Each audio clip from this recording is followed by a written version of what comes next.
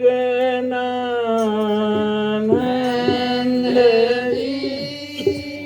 सच्चे सजन प्रीतानंद गुरु शरण विनती कर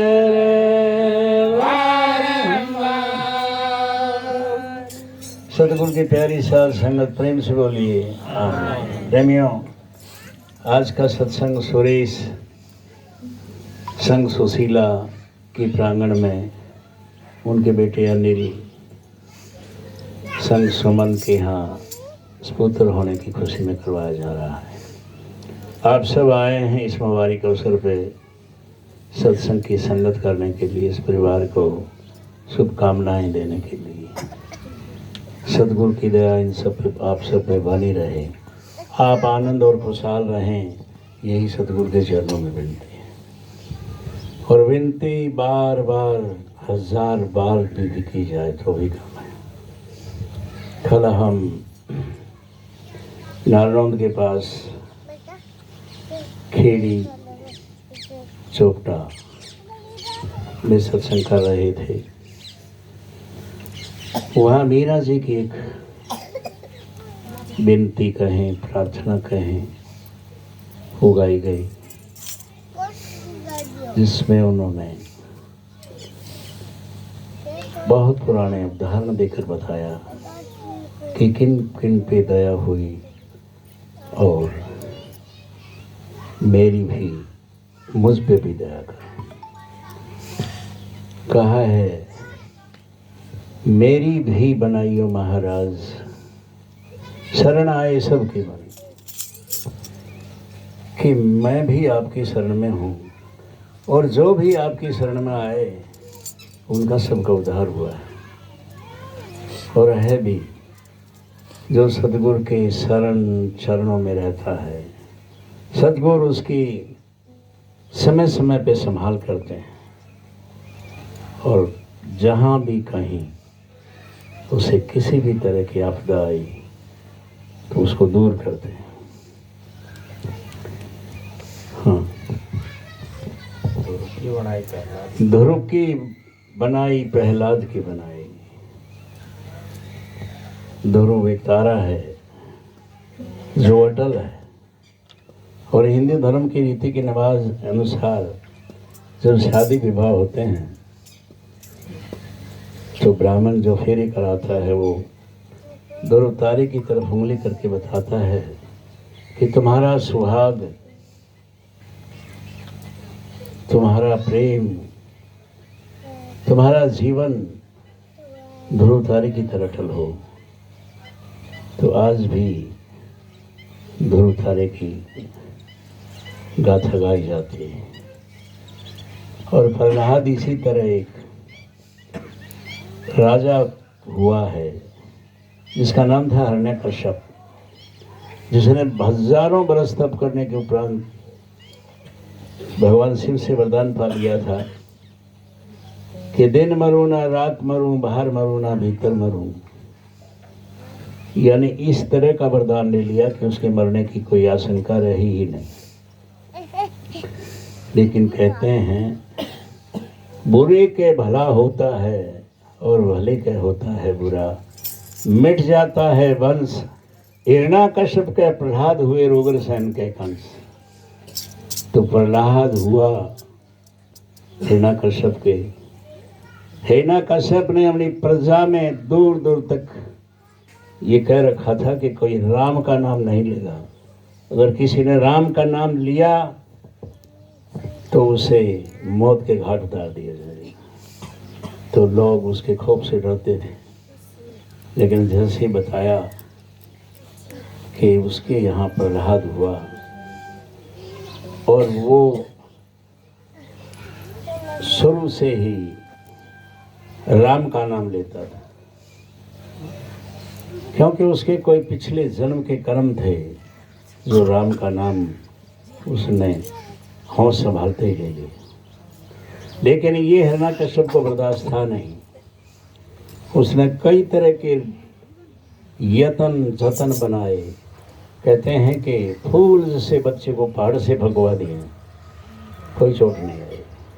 हाथियों के पैरों के नीचे रुंधवाने की कोशिश की, हाथी कहते हैं उसके सामने नतमस्तक हो गए, अपनी सूंड नीचे की और उसको प्रहलाद को प्रणाम किया। यहाँ तक कि हिरण्यकश्यप की बहन होलिका, जिसे सील वस्त्र का वरदान था कि उसको ओढ़कर आग में भी बैठ जाएगी तो जलेगी नहीं, और उसने यही कोशिश की। एक बहुत बड़ी चिता बनाई गई और उस पर प्रहलाद को लेके बैठ गई। उसे तो इस बात का घमंड था कि मेरे इस बदन पे तो सील वस्त्र है, मैं तो जलूंगी नहीं और ये चल जाएगा, और मेरे भाई की जो समस्या है वो हल हो जाए। कहते हैं जैसे ही वो बैठी, चिता में अग्नि दी गई, जोर से तूफान आया और वो कपड़ा उतर कर प्रहलाद को लिपट गया और होलिका जल के खाक हो गई। ये वही होलिका है जो हिंदू धर्म में होली के नाम से मनाते हैं। और भी बहुत कोशिशें की लेकिन कुछ नहीं हुआ। आखिर में किसी ने कहा कि एक लोहे का खम्भ बनवा लो, थोथा हो, और उसके अंदर अग्नि जलाओ, लाल हो जाए, तब प्रहलाद को कहो कि ये तेरा भगवान है, इसको चिपक जा, और जैसे ही वो बाहें डालेगा जलकर खाक हो जाए। सारी प्रजा इस चीज़ को देख रही थी कि प्रहलाद के साथ क्या होने वाला है। प्रहलाद बच्चा था, मन में खौफ था कि लाल खम्भ, लेकिन मालिक ने उसे एक समझ दी, सूझ दी। उसे नजर आया कि कीड़ी उसके ऊपर चल रही है, कीड़ियों की लाइन चल रही है। तो उसने सोचा कीड़ी जैसा जंतु का कुछ नहीं बिगड़ा तो मेरा क्या बिगड़ता है। और उसने जो ही बाहें फैलाकर उस खम्भ को पकड़ना चाहा वो फट गया, और वहाँ नरसिंह रूप जो अवतार है वो प्रकट हुआ।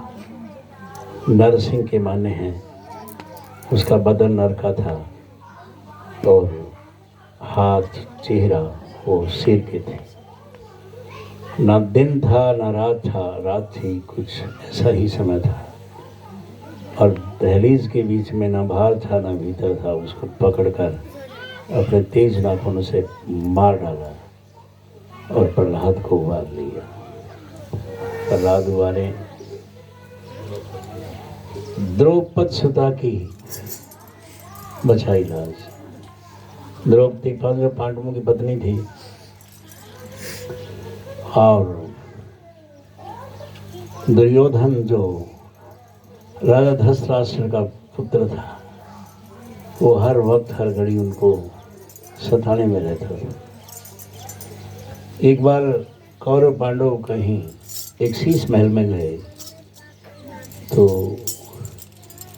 दुर्योधन मस्ती से चल रहा था। उसने देखा कि रास्ता है लेकिन वो पानी था और वो उसमें गिर गया, और द्रौपदी ने हंसी के साथ उसका मजाक उड़ाया कि अंधे की संतान अंधी होती है। तब उसने वचन लिया था कि एक दिन मैं भरी सभा में इसको बदनाम करूंगा, इसकी इज्जत नहीं उछली तो मैं भी दुर्योधन धृतराष्ट्र का राजकुमार नहीं।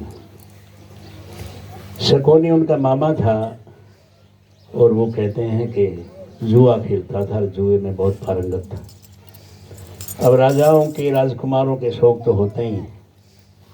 पांडवों ने उसके साथ जुए का खेल किया और हार गए। एक एक चीज लगाते गए और हारते गए। जब कुछ नहीं रहा तो शकुनी ने कहा कि द्रौपदी तो है, तो युधिष्ठिर को भरोसा था कि द्रौपदी तो कृष्ण जी की नाती है, उसका क्या बिगड़ेगा। लगा दिया और हार गई।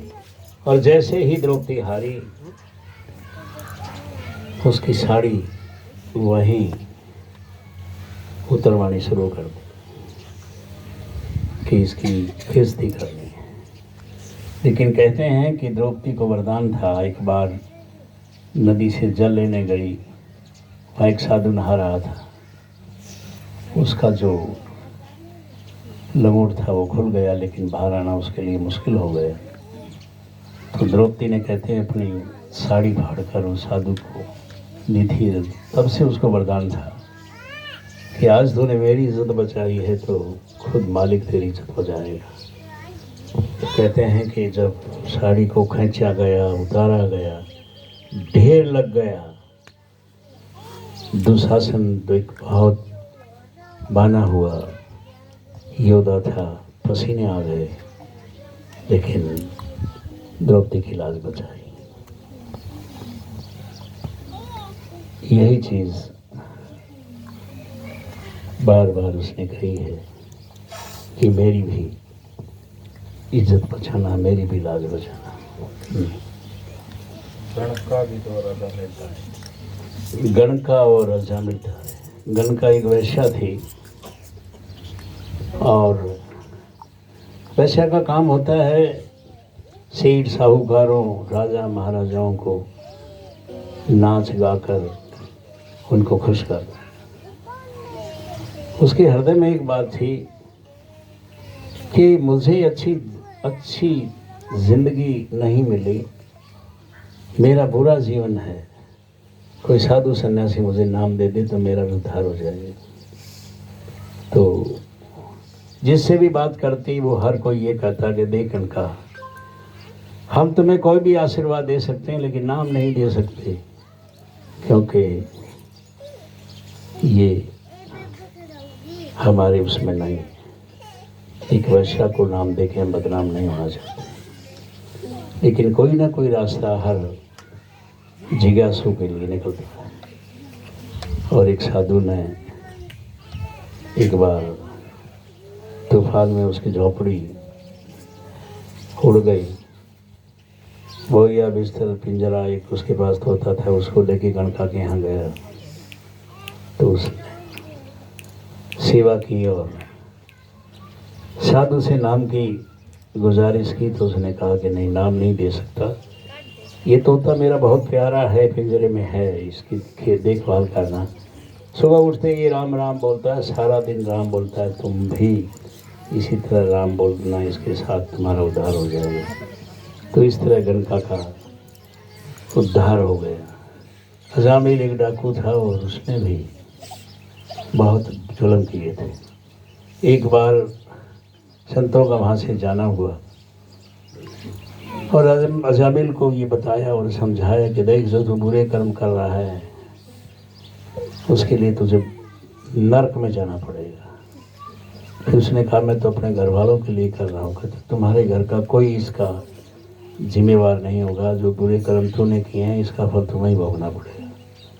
ये बात अजामिल को समझ में आ गई और ऋषियों ने जो नाम बताया उस पर अटल रहा और अपना जीवन सफल बना लिया। कहो जी कैसे तैयार हो।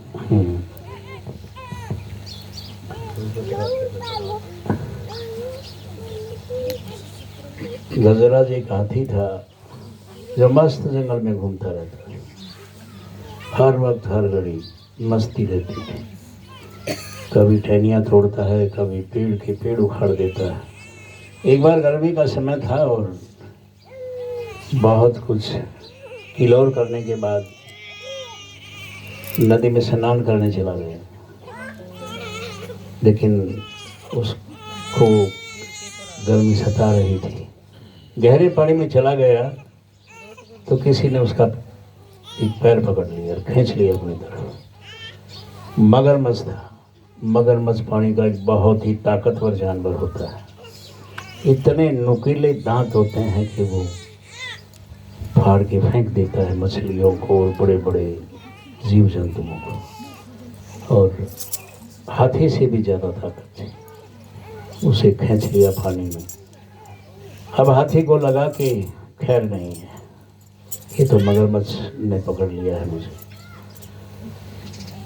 कमल का एक फूल ऊपर तैर रहा था, उसने अपनी सूंड में लिया और उसमें भगवान से प्रार्थना की कि मुझे इससे बचा लो।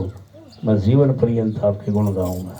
तो कहते विष्णु भगवान खुद सुदर्शन चक्र लेके आए, मगरमच्छ को काट डाला और गजराज को बचा दिया। अंत में कहा है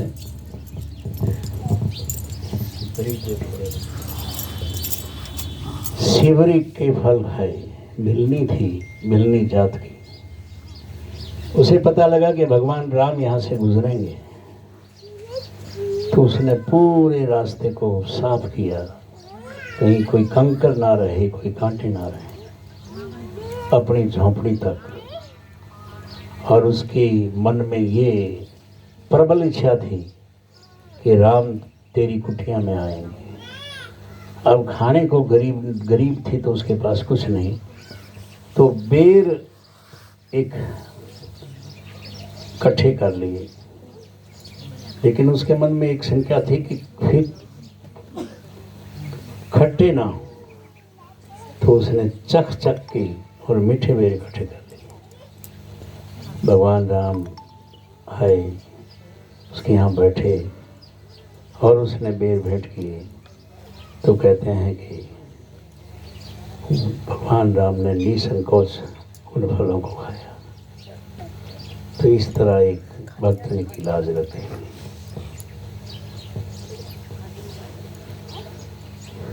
मीनाबाई ने भी इसी तरह कहा है कि मेरी भी लाज रखना, मैं भी आपके संग में हूँ। और फिर एक समय आया जब मीना को पता लगा कि मैं भगवान कृष्ण की उपासक हूँ, लेकिन मेरा तो जीवन सफल नहीं होगा। कहते हैं भगवान कृष्ण को जब भी वो याद करती थी, कृष्ण जी उपस्थित हो जाते थे। आंखें बंद की और कृष्ण हाजिर। तो एक सहेली ने ये बात कही कि देख, तेरा जीवन जो है वो सफल तभी होगा जब तू संत मत की राह पे चलेगी। तो वो ये सब जानती नहीं थी। ध्यान किया, कृष्ण जी आए, पूछा बोल मेरा क्या चाहिए? धन दौलत महल मालिया जो कुछ चाहिए मैं देने को तैयार हूँ। उसने कहा ये सब मेरे पास है, मुझे मुक्ति दिला देंगे? तब उन्होंने कहा कि नहीं, ये काम मेरे पास नहीं है, इसके लिए किसी संत महात्मा के पास जाना पड़ेगा और वो तुम्हें नाम देंगे, कमाई करके ही तुम्हारा जीवन सफल होगा और तुम्हें मुक्ति मिलेगी। फिर वो मेवाड़ की महारानी वहाँ से काशी में आई। कबीर साहब का बहुत नाम सुना था और साथ में गुरु रविदास जी की बहुत प्रशंसा सुनी थी। उसकी इच्छा थी कि मुझे कहीं भी मौका मिल जाए, लेकिन ये भी संजोग होता है। तो गुरु रविदास जी की कुटिया में गई और जान भी लिया। गुरु जी ने बता भी दिया था कि देख मेरा, तो राजमहलों की राजकुमारी थी, आज रानी है, और हम तो गरीब झोंपड़ी में रहते हैं, झुट्टी गांठ के गुजारा करते हैं, तेरा यहाँ क्या होगा? लेकिन संजोग था, वो समझ गई और उसने गुरु की शरण ली। और आज संत मत के इतिहास में एक बहुत विरह की मारी हुई और सतगुरु की बहुत ही लाडली कहें, जिसने अपने सतगुरु पे विश्वास किया, चाहे वो गरीब थे लेकिन रूहानी दौलत के बहुत बड़े संत। तो यही थी मीरा ने गाई। और हमारा भी बनता है कि हम भी सतगुरु की महिमा में विनती गाएं और उनके बताए हुए मार्ग पे चल के अपना जीवन सफल बनाएं। आनंद।